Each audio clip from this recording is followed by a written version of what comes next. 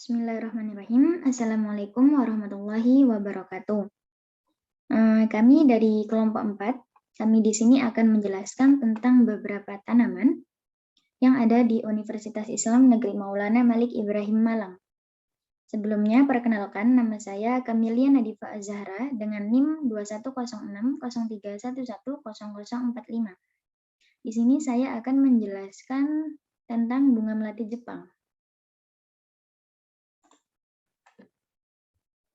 Nama latinnya adalah Pseudoeratemum reticulatum dan nama lokalnya yaitu melati Jepang. Melati Jepang ini berasal dari hutan terbuka Polinesia dan Melanesia. Bunga melati Jepang ini dapat tumbuh di mana saja. Di dataran rendah, bunga ini dapat tumbuh dengan baik, begitu juga jika ditanam di dataran tinggi.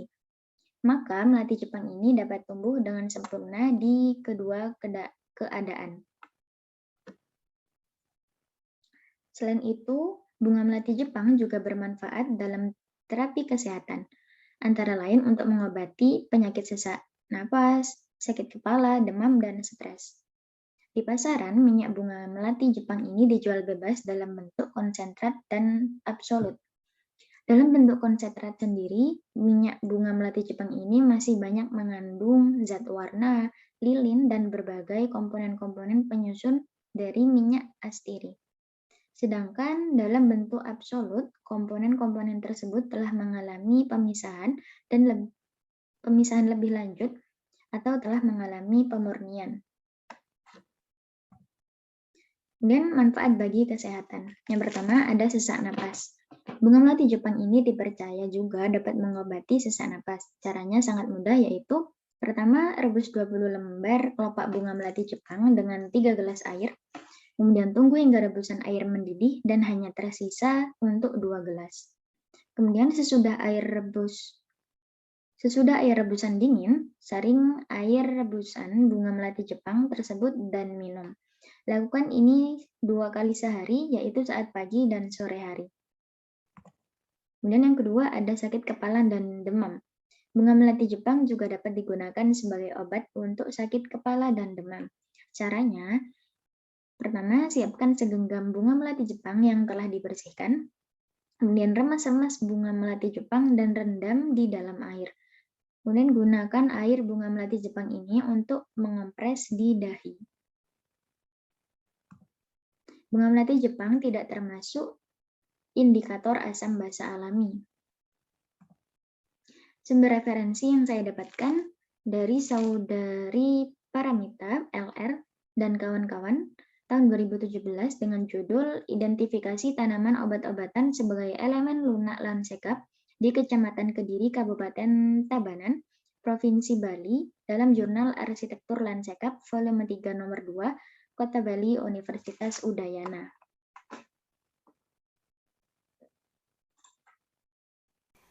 Baik, bunga selanjutnya di sini ada bunga kitolot. Bunga kitolot ini sendiri kita temukan di sekitar belakang gedung C, yang kemudian kita searching menggunakan Google Lens dan ditemukan nama dari bunga ini atau tanaman ini, yakni kitolot. Kitolot ini dikenal dengan daun sapu jagat karena tanaman ini termasuk tanaman yang liar. Kemudian daripada itu, tanaman ini berasal dari Hindia Barat yang mudah didapatkan, serta tumbuh di tempat yang lembab seperti di pekarangan rumah, di tepi selokan, sawah, bahkan di pinggir jalanan. Dimana dalam kehidupan masyarakat ini, khususnya pedesaan, kitolot dipercaya dapat menyembuhkan beberapa penyakit sehingga sering digunakan sebagai obat alternatif. Jadi ini merupakan klasifikasi menurut Sirasupomo. Jadi kitolot atau Isotoma longifora ini merupakan kingdom dari Plantae, divisi Spermatophyta, subdivisi Angiospermae, klasik Dicotyledonae, subklasik Sympetalae dengan ordo Campanulae, dari famili Campanulaceae dengan genus Isotoma, spesies Isotoma longiflora. Untuk manfaat dari kitolot sendiri ini, yang pertama adalah bisa digunakan sebagai obat mata. Menurut beberapa peneliti seperti Burkili dan Allen, mereka membuktikan bahwa air yang diperoleh dari bagian tanaman kitolot dapat digunakan untuk mencegah dan mengobati iritasi mata. Dengan cara daun dipotong kecil-kecil, kemudian direndam ke dalam air semalaman, lalu rendaman tadi dimasukkan ke dalam wadah yang dapat digunakan sebagai tetes mata. Yang kedua, dapat digunakan sebagai obat sakit gigi. Jadi kitolot ini kan dipercaya meredakan sakit gigi dengan cara ambil 2 lembar daun kitolot, kemudian tumbuk hingga halus. Setelah itu diletakkan ke dalam gigi yang berlubang. Yang ketiga, dapat digunakan sebagai obat merah.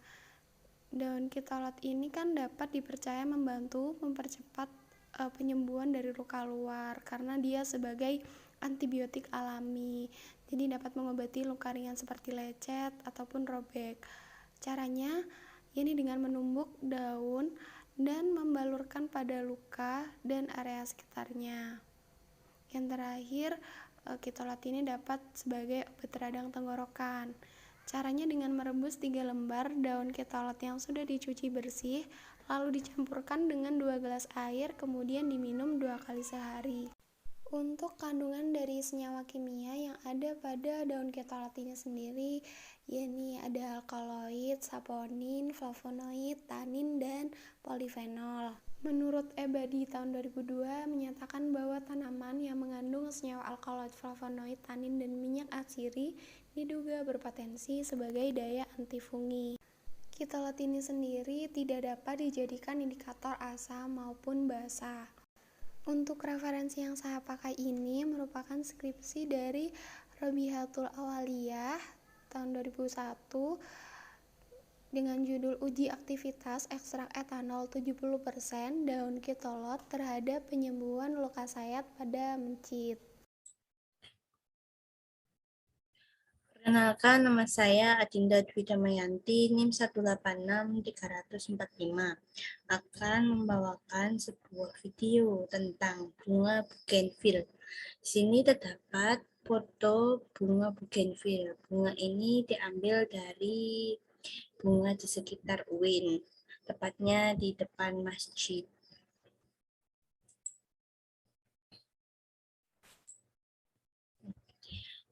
Bunga bougainville atau bunga kertas, nama ilmiahnya adalah bougainvillea, adalah tanaman hias populer. Bentuknya berupa pohon kecil yang sukar tumbuh tegak. Keindahannya berasal dari seludang bunganya yang berwarna cerah dan menarik perhatian karena tumbuh dengan rimbunnya. Seludang bunga ini kerap dianggap sebagai bagian bunga, walaupun bunganya yang benar adalah bunga kecil yang terlindungi oleh seludang. Ciri-ciri bunga bougainville. Daunnya merupakan daun tunggal yang bertangkai dan duduk berhadapan serta memiliki bentuk daun yang bulat, dan ada juga yang berbentuk elips dengan ujung daun yang runcing dengan sisi yang sama. Panjang daunnya sekitar 4-10 cm dan lebarnya adalah 2-6 cm.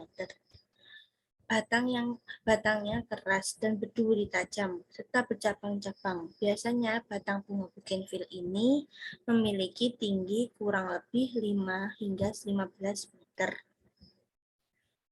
Bunga ini memiliki banyak warna sesuai dengan jenisnya. Ada yang warna merah, merah muda, kuning, dan ada juga yang warna putih serta ungu. Bunganya memiliki bentuk yang kecil dan memiliki 3 kelopak, dan di setiap satu bunga ini pasti memiliki daun pelindung dengan ukuran yang besar.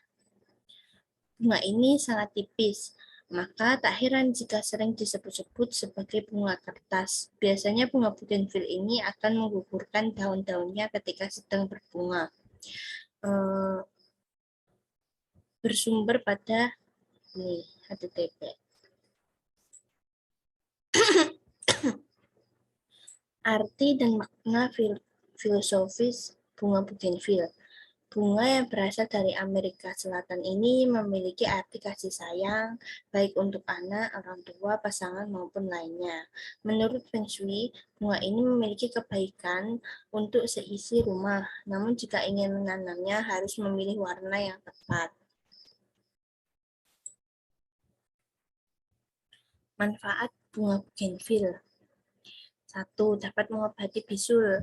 Caranya yaitu cuci bersih kelopak bunga kertas, lalu campurkan dengan daun cocor bebek dan tempelkan keduanya pada bisul. Lakukan ini secara rutin sampai bisulmu mengempas.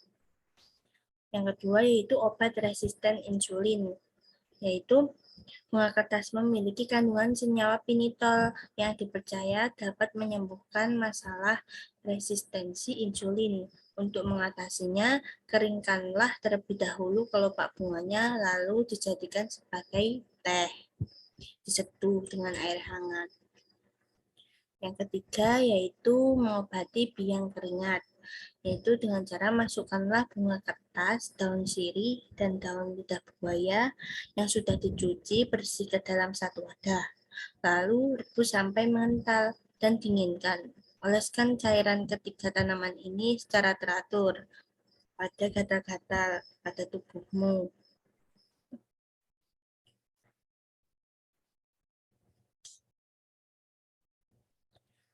Yang keempat yaitu bunga bougainville dapat mengobati batuk. Manfaat bunga bougainville yaitu mengobati batuk yang parah. Kamu hanya perlu memanfaatkan bagian kulit batang dengan cara dikeringkan terlebih dahulu, lalu tumbuk hingga benar-benar halus dan campurkanlah dengan 1 gelas air matang. Yang kelima, mengobati penyakit hepatitis. Cara pengolahannya cukup gampang. Kamu memerlukan 15 gram batang bunga kertas atau bunga bougainville yang sudah dicuci bersih, lalu rebus dengan 2 buah gelas air sampai tersisa 1 gelas. Jangan lupa saring air rebusan bunga kertas dan minum selagi hangat sebanyak 1 gelas per hari. Yang keenam, mengobati keputihan dan nyeri haid. Saat datang menstruasi, biasanya kebanyakan wanita akan merasa sakit pada bagian perut bawah. Kamu bisa mengobatinya keputihan dan perih nyeri haid itu dengan cara dicuci bersih 9-15 gram dan 1 gelas air. Kemudian saring air rebusan tersebut dan minum sebanyak 1 gelas sehari.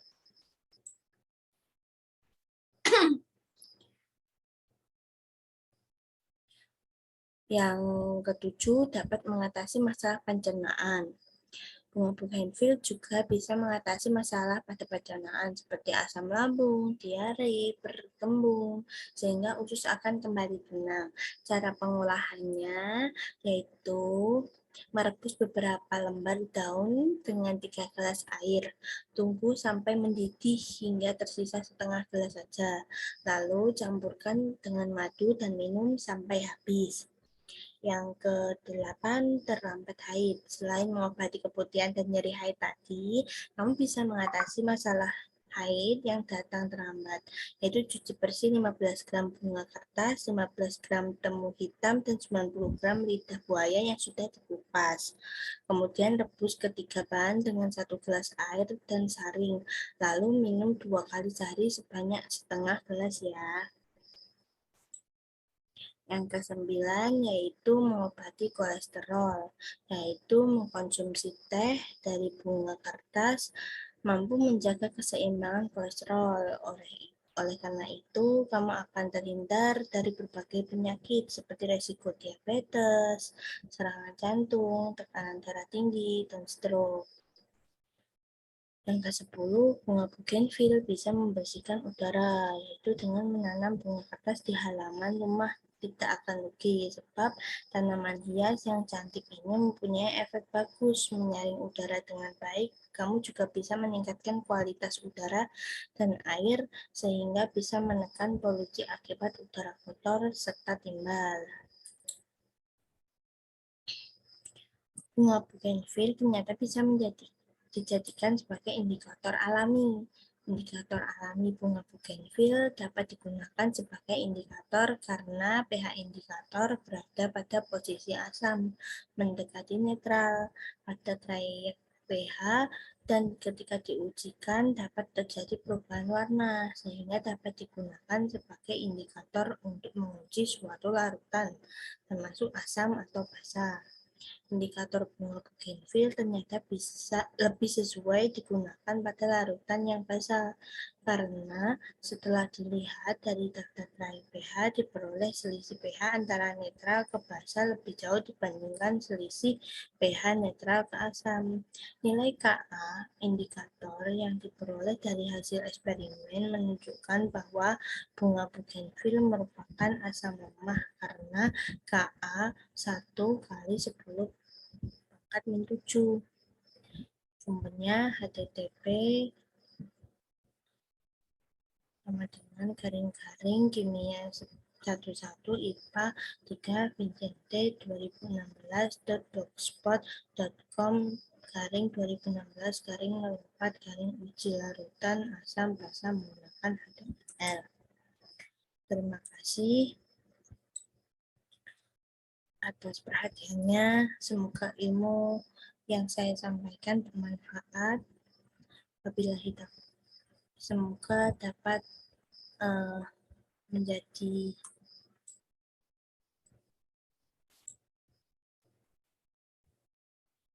tambah wawasan.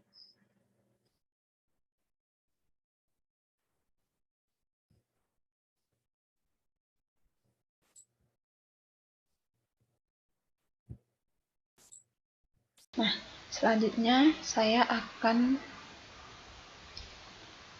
mencoba mengidentifikasi salah satu bunga yang ada di kampus UIN juga menggunakan Google Lens atau Google Image.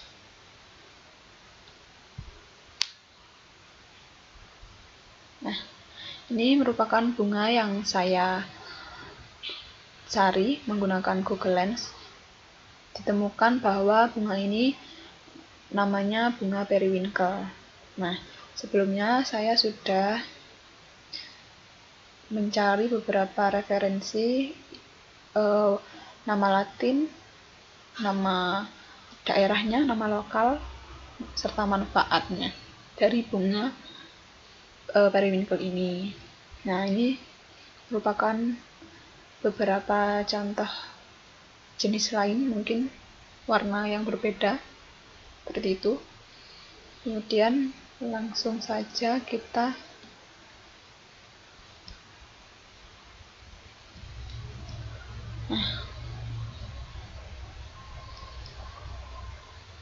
Charanthus rhesus atau bunga tapak dara.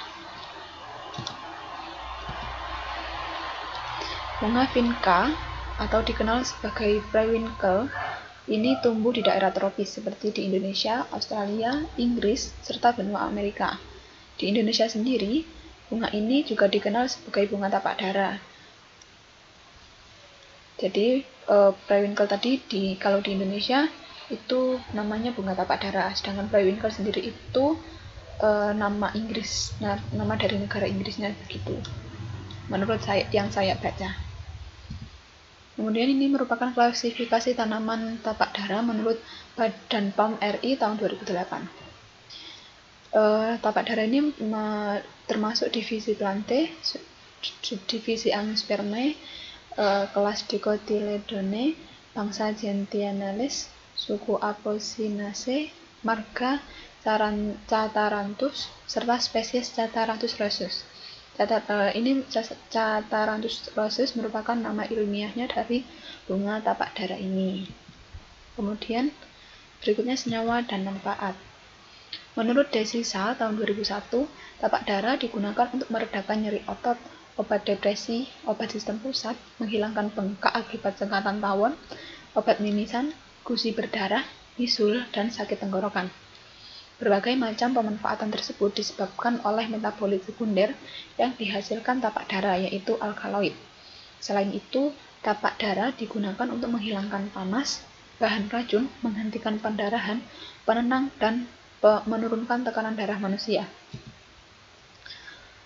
Dalam daun tapak darah ini mengandung 70 lebih jenis alkaloid, di antaranya yaitu vincristin dan vinblastin, di mana kedua jenis alkaloid tersebut merupakan komponen aktif anti kanker yang dapat menghambat sel kanker pada tahap metafase atau mitosis.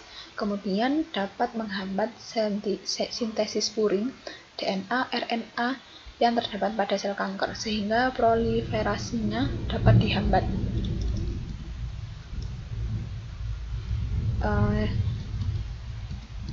Sumber referensi yang saya gunakan ini merupakan skripsi dari saudari Ayu Suradwita dengan judul Sitotoksisitas ekstrak etanol daun tapak darah terhadap selen kanker serviks dan selen kanker payudara dari Universitas Atma Jaya Yogyakarta. Mohon maaf gitu.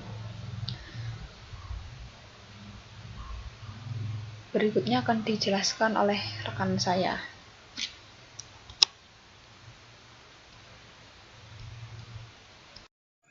Baik, saya akan melanjutkan untuk menerangkan tentang bunga kencana ungu.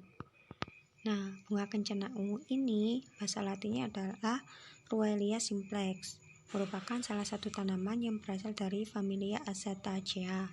Tanaman ini sudah banyak digunakan sebagai tanaman hias di negara-negara tropis seperti Thailand, Amerika. Akan tetapi di Indonesia, bunga ini dianggap sebagai gulma karena tumbuh secara liar, sering dijumpai pada sawah, perkebunan, semak-semak seperti itu. Di Jawa sendiri, bunga kencana ungu ini sering disebut sebagai peletekan karena buah dari bunga ini sering dibuat mainan anak-anak, karena pada buah peletekan ini kan berupa bolong dengan biji yang berwarna hitam. Ketika dimasukkan ke dalam air itu akan meletup. Nah, untuk kegunaannya secara signifikan itu belum seberapa digunakan karena mereka menganggap kalau bunga ini tuh sebagai gulma atau tanaman liar. Kemudian untuk kandungan bunga kencana ungu ini sebenarnya mengandung antosianin atau pigmen sebagai pewarna dan senyawa metabolis sekunder seperti saponin, tanin, flavonoid, alkaloid, dan steroid. Untuk potensi menjadi indikator, bunga kencana ungu ini berpotensi sebagai indikator universal, jadi bisa digunakan sebagai indikator asam maupun basa. Hal itu dibuktikan oleh penelitian yang dilakukan oleh Nur Adawiyah dan kawan-kawannya pada tahun 2017 ketika ekstrak bunga peletekan atau ekstrak Ruelia itu ditambahkan H2SO4 yang awalnya berwarna ungu menjadi merah muda, dan ketika ditambahkan CH3COOH itu menjadi merah muda terang. Kemudian pada ekstrak Ruelia atau peletekan ketika ditambahkan NaOH, yang dimana NaOH ini sebagai basa kuat dari awalnya berwarna ungu menjadi kuning, dan ketika ditambahkan NaHCO3 itu menjadi hijau. Dari sini kita bisa lihat bahwa ekstrak Ruelia atau bunga peletekan maupun bunga kencana ungu itu bisa digunakan sebagai indikator alami, bisa digunakan sebagai indikator basa maupun asam. Nah, dari penjelasan tadi itu saya mengambil dari beberapa referensi seperti pada ini proceeding seminar dari Nur Adawiyah Sari dan ada blog dari Jawa Tengah. Hibiscus rosa sinensis L, atau kita lebih sering menyebutnya dengan bunga sepatu. Ada yang pernah lihat? Ini banyak sekali tumbuh di sekitar lingkungan kita, ya. Utamanya di halaman UIN, ini pasti ada. Nah, jika kita menyebutnya sebagai bunga sepatu di wilayah kita, nah di wilayah Indonesia lain, maksudnya di pulau-pulau Indonesia yang lain, misal Sumatera, Jawa, Bali, Nusa Tenggara, itu memiliki panggilan atau sebutan yang berbeda. Misalnya di Pulau Sumatera, tepatnya di Aceh, menyebut kembang sepatu sebagai bungong roja. Kemudian di Batak Karo menyebutnya bunga-bunga. Di Nias ada soma-soma. Dan Mentawai itu menyebutnya bekeju. Lalu di Pulau Jawa, kembang sepatu. Nah, di Betawi juga menyebutnya kembang sepatu. Di Sunda, kembang wera. Di Jawa Tengah juga sama, kembang sepatu. Nah, di Madura itu menyebutnya bunga rebong. Lalu bagaimana dengan di Bali? Di Bali menyebutnya waribang. Lalu di Nusa Tenggara, tepatnya di Sangir, menyebut bunga sepatu dengan ebu hanga. Dan di Timur itu bunga cepatu. Nah, sangat bervariasi nama-nama lokal dari bunga sepatu. Tapi kita lebih familiar menyebutnya dengan kembang sepatu atau bunga sepatu gitu ya. Lalu bagaimana klasifikasi dari bunga sepatu ini? Nah, yang pertama ada divisi, itu termasuk dalam Spermatophyta. Kemudian subdivisi adalah Angiospermae. Angiospermae itu tumbuhan berbiji tertutup, ya kan? Selanjutnya ada kelasnya Dicotyledon. Ordonya Malvales, famili Malvaceae. Genusnya Hibiscus, kemudian spesiesnya adalah Hibiscus rosa sinensis L. Nah, seperti itu. Nah, di dalam bunga sepatu tersebut ada kandungan-kandungan kimianya. Nah, jika kita melakukan penelitian, nah itu bunga, daun, akar Hibiscus rosa sinensis itu mengandung flavonoida. Nah, daunnya itu juga mengandung saponin dan polifenol.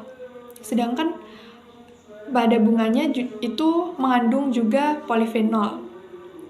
Sedangkan pada akar itu mengandung tanin, saponin, scopoletin, cleomycosin A dan cleomycosin C. Nah, pada bunganya itu juga ada antosianinnya. Nah, antosianin ini ada manfaat besarnya. Nah, seperti yang saya katakan tadi, bahwa kembang sepatu ini memiliki khasiat utamanya untuk kesehatan. Ini telah dilakukan sebuah penelitian bahwasanya kembang sepatu ini dapat menurunkan tekanan darah. Nah, bagaimana bisa gitu? Di dalam kembang sepatu itu memiliki kandungan sifat diuretik. Apa itu diuretik? Diuretik adalah zat yang mampu membantu tubuh untuk menghilangkan kelebihan air. Jadi kayak mengurangi jumlah cairan di dalam pembuluh darah dan juga membantu menurunkan tekanan darah gitu. Nah, ada satu lagi bahwa antosianin yang terkandung di dalamnya dapat memblokir enzim angiotensin converting atau ACE. Nah, kedua senyawa tersebut baik untuk pembuluh darah. Nah, seperti itu sistem kerjanya zat yang terkandung dalam kembang sepatu tadi. Nah, ini bisa dilakukan dengan rebusan dari kembang sepatu. Kembang sepatu direbus, kemudian airnya diminum. Itu bisa dilakukan secara rutin, walaupun sehari hanya 1 kali gitu. Bisa kalian coba di rumah dan bisa rasakan khasiatnya dari konsumsi rebusan kembang sepatu. Lalu bisakah kembang sepatu atau bunga sepatu ini dijadikan sebagai indikator alami asam basa? Jawabannya adalah bisa. Karena tadi sifat atau kandungan kimia dalam bunga sepatu yakni antosianin. Nah, itu yang paling berpengaruh ya. Yang bisa dijadikan indikator adalah dari ekstrak bunga atau pada mahkota bunganya. Nah, ini dalam eksperimen atau percobaan praktikum, pengekstrakan dilakukan dengan pelarut metanol atau asam asetat. Nah, dari praktikum ini dihasilkan indikator atau hasil indikator menunjukkan bahwa perubahan warna dalam larutan asam akan berwarna merah, sedangkan pada larutan basa akan menunjukkan warna hijau. Jadi ketika ada larutan kemudian diberi ekstrak kembang sepatu, itu akan berwarna merah menunjukkan bahwa larutan tersebut asam, dan berwarna hijau yang menunjukkan larutan tersebut adalah basa. Nah, perubahan warna yang terjadi itu disebabkan oleh antosianin. Nah, dalam strukturnya mengandung kation favilium, dapat terjadi perubahan warna karena ada perubahan bentuk struktur yang disebabkan oleh pH. Itu. Jadi, selain untuk khasiat kesehatan, kembang sepatu juga dapat dijadikan sebagai indikator alami asam dan basa. Selanjutnya, saya Nadia Salina Fayuhu Salsabila dengan NIM 210603110044 akan menjelaskan tentang tanaman Plumbago zeylanica atau daun encok. Nama latin Plumbago zeylanica, nama lokal daun encok. Di daerah mana dan dipakai apa? Nah, daun encok ini ada di Indonesia, dan daun ini memang bisa bermanfaat baik bagi yang saat ini sedang terkena encok atau sakit nyeri pada persendian, baik itu nyeri punggung, pinggang, maupun sendi lainnya. Daun ini memiliki rasa pahit, tonik, dan bersifat beracun. Karena itulah, bagi kalian yang ingin memanfaatkan daun encok untuk pengobatan pribadi, kalian tidak boleh menggunakan atau menempelkan daun encok hingga terlalu lama. Maksimal penempelan hanya 30 menit saja, karena untuk menghindari kulit tidak melepuh. Walaupun beracun, tanaman ini bermanfaat baik. Ini semua disebabkan oleh banyaknya kandungan kimia daun encok itu sendiri. Manfaat bagi kesehatan. 1. Sebagai obat alami rematik, yaitu dengan siapkan segenggam daun encok, lalu bersihkan dengan air dan tumbuk halus. Beri sedikit saja, dan gunakanlah ramuan ini untuk menggosok bagian sendi yang sakit, dan basuh setelah 15-20 menitnya. Yang kedua, untuk obat alami sakit kepala, yaitu dengan ambil daun encok, kemudian pipis daun ini dan beri sedikit minyak kelapa murni dan gunakan ke bagian pelipis. Gunakan maksimal 30 menit dan basuh sampai bersih. Yang ketiga, untuk mengobati penyakit kulit, yaitu dengan siapkan akar tumbuhan daun encok secukupnya, cuci sampai bersih dan haluskan, lalu ditambahkan air dan susu sepenuhnya. Kemudian oleskan pada bagian penyakit kulit yang Anda punya. Termasuk apa mungkin digunakan sebagai indikator asam basa.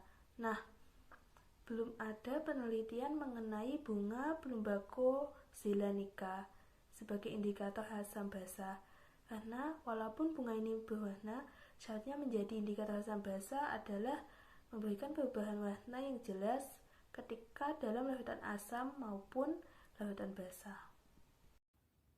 Baik, selanjutnya saya akan menjelaskan tentang tanaman bunga soka atau Ixora sp. Ixora sp merupakan tanaman hias yang cukup populer di kalangan hobis tanaman hias. Selain unik, bentuk dan jenisnya pun beragam. Ada yang asli berasal dari dalam negeri yaitu Soka Jawa atau Ixora javanica. Ada pula yang berasal dari luar negeri. Selain macamnya yang beragam, tanaman hias ini juga mempunyai multifungsi. Artinya, tidak hanya untuk tanaman indoor saja, namun juga bisa untuk tanaman outdoor, terutama untuk pembatas pagar, maupun untuk mengisi sudut-sudut rumah. Dengan multifungsi serta didukung penanganan yang relatif mudah, membuatnya dapat disejajarkan dengan tanaman hias lain, seperti mawar, aterium, krisan, dan lainnya. Bahkan dengan perawatan yang teratur, tanaman ini bisa bertahan sampai beberapa tahun. Menurut beberapa sumber, tanaman soka berasal dari daerah Asia tropis. Bahkan disinyalir ada yang menyebutkan berasal dari negara Indonesia.